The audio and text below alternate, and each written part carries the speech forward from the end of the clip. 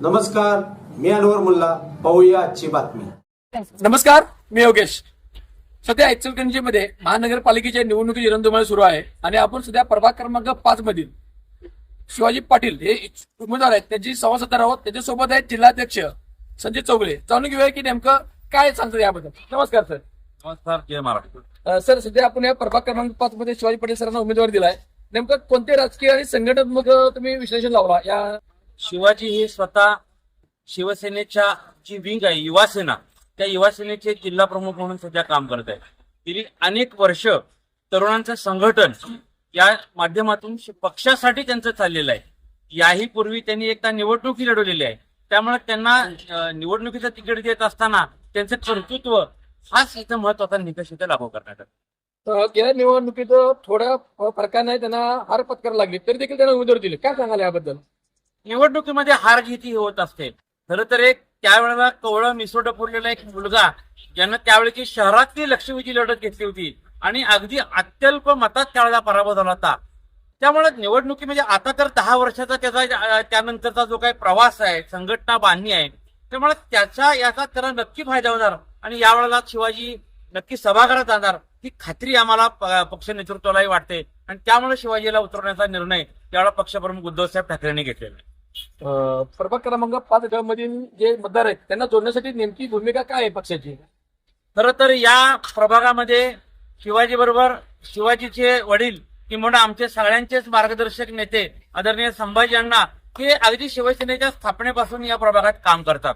घरोघरी हे कुटुंब माहिती नाही असं इथं घर नाहीये. त्यामुळं या कुटुंबातल्या प्रत्येकाच्या अडीअडचणीला हे कुटुंब धावून येतं. पक्ष म्हणून इथले कार्यकर्ते त्याच्यासोबत आहेत. त्यामुळे इथं निवडणूक हा शिवसेनेचा एक बाले किल्ला आहे. त्यामुळे ही निवडणूक ही अगदी शिवसेनेला ही अगदी निश्चित एकतर्फी ठरणार असं म्हणलं तर काही वावगं ठरणार. एक शिवसेना ठाकरे गटाचे जिल्हाध्यक्ष म्हणून तुम्ही मतदारांना काय संदेश द्याल? माझं मतदारांना या निमित्तानं आवाहन आहे की अनेक प्रलोभनं हे सरकार देतंय, त्याची पूर्तता कुठल्याही पद्धतीनं होत नाहीये. या इचलकरंजी महानगरपालिकेवरती भगवा फडकवायचा आहे, तो शिवसेना उद्धव बाळासाहेब ठाकरे पक्षाचा भगवा फडकवायचा आहे. आपल्याला खरं तर काम करणारे लोक सभागृहात असणे गरजेचे आहे. निवडणुकीच्या वेळेला यायचं आणि काहीतरी आमिष आश्वासनं द्यायची आणि त्याच्यामुळे प्रभागांचा विकास होत नाही. शहराचा पाणी प्रश्न असेल किंवा स्वच्छतेचा प्रश्न आहे, आरोग्याचा प्रश्न आहे, युवकांच्या रोजगाराचा प्रश्न आहे, अनेक प्रश्न हे या शहरात आहेत तसेच प्रलंबित दिसत आहेत.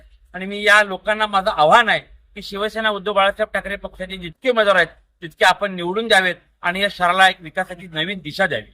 नक्कीच आपण पाहिलात की जिल्हाध्यक्षांनी सांगितले की कोणत्या आमिषाला बळी पडू नका, योग्य उमेदवार निवडून द्या. आपल्यासोबत आहेत प्रभाग क्रमांक 5 मध्ये उमेदवार शिवाजी पाटील. जाणून घेऊया नेमकं त्यांच्याशी. नमस्कार सर. सर, गेल्या निवडणुकीमध्ये तुम्ही का बलाढ्य लढत होता, त्यावेळेस तुम्हाला का त्या बलाढ्य शक्तीवर निवडून लढवायला लागली? प्रभागातील उमेदवार म्हणून आम्ही प्रत्येक वेळेस प्रभागातल्या लोकांची कामं घरोघरी जाऊन करतो. प्रत्येक प्रभागातील लोकांचा आमचा मॅन टू मॅन आमचा संपर्क आहे. आमच्यावर जर एखादा बाहेरचा उमेदवार जर तुम्ही लादत असाल तर आम्ही आमच्या प्रभागात काम केलेलं व्यर्थ जायला नाही. नक्कीच उपरा उमेदवार नको अशा प्रकारचं जनतेचं मत आम्ही पाहिलं. नेमके तुमचं विजन काय आहे या निवडणुकीमध्ये?